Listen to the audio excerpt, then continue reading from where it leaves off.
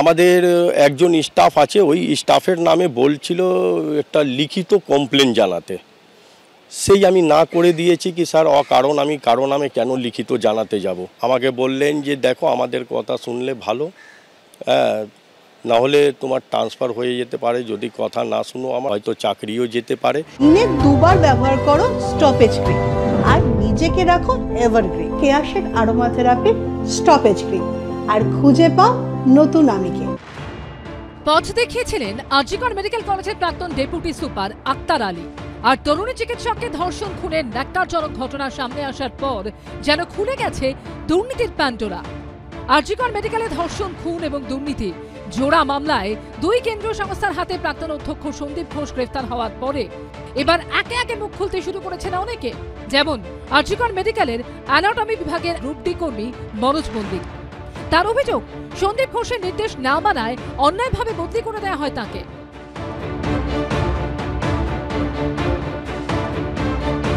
Union সন্তোষ মল্লিকের মাধ্যমে আমার কাছে খবর পাঠিয়েছিলেন যে 10,000 টাকা মাসে মাসে দিতে হবে। আমি সেইটা না করে দিয়েছি। তার কিছু মাস পরেই, 1-1.5 মাস পরেই আমার ট্রান্সফার অর্ডার এসছে মৌখিকভাবে, আমাকে ফরেন্সিক ডিপার্টমেন্ট থেকে অ্যানাটমি ডিপার্টমেন্টে ট্রান্সফার করে। 3রা সেপ্টেম্বর এই নিয়ে পশ্চিমবঙ্গ রাজ্য সরকারি কর্মচারী ফেডারেশনের দৃষ্টি আকর্ষণ করে লিখিতভাবে অভিযোগও জানিয়েছেন মনোজ।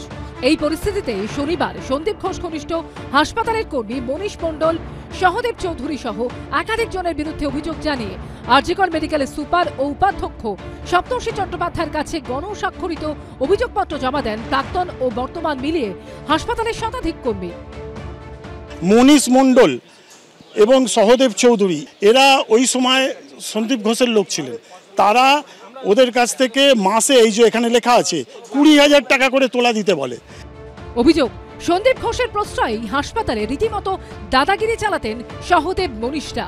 তাদের প্রভাব এতটাই ছিল যে 2022-এর 27শে এপ্রিল সহদেব চৌধুরীকে কলকাতা মেডিকেল কলেজে ট্রান্সফার করা হলেও সন্দীপ ঘোষের সুপারিশে তার পদোন্নতি করে রেখে দেওয়া হয় আরজিকর হাসপাতালে। আমাদের কাছে এসেছিল, এখানে আগে যারা কর্মচারী ছিলেন, যদি ওনার চিঠিতে একটা শিলবন্দি খামে আমাদেরকে দিয়েছেন, দ্যাট উইল বি, যেহেতু ওনারা যে সময় এসেছিলেন আজকে official time already memo number পেরিয়ে গেছেন, তো ওনারা বলেছেন ওনারা আবার মানডে এসে অফিসিয়াল এমএসবি এবং প্রিন্সিপালের ডকেটে ওনারা জমা দেবেন। বছর দেড়েক আগে সন্দীপ ঘোষের বিরুদ্ধে দুর্নীতির অভিযোগে সরব হয়েছিলেন আরজিকর মেডিকেলের প্রাক্তন ডেপুটি সুপার আক্তার আলী। এবার তাঁর দেখানো পথে মুখ খুলতে শুরু করলেন আরজিকর মেডিকেলের বর্তমান ও প্রাক্তন কর্মীদের একাংশ। সন্দীপ সরকারের রিপোর্ট, এবিপি আনন্দ, কলকাতা।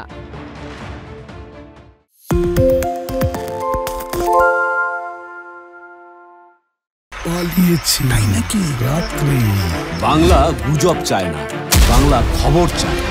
বাংলা খবর, বাংলার খবর।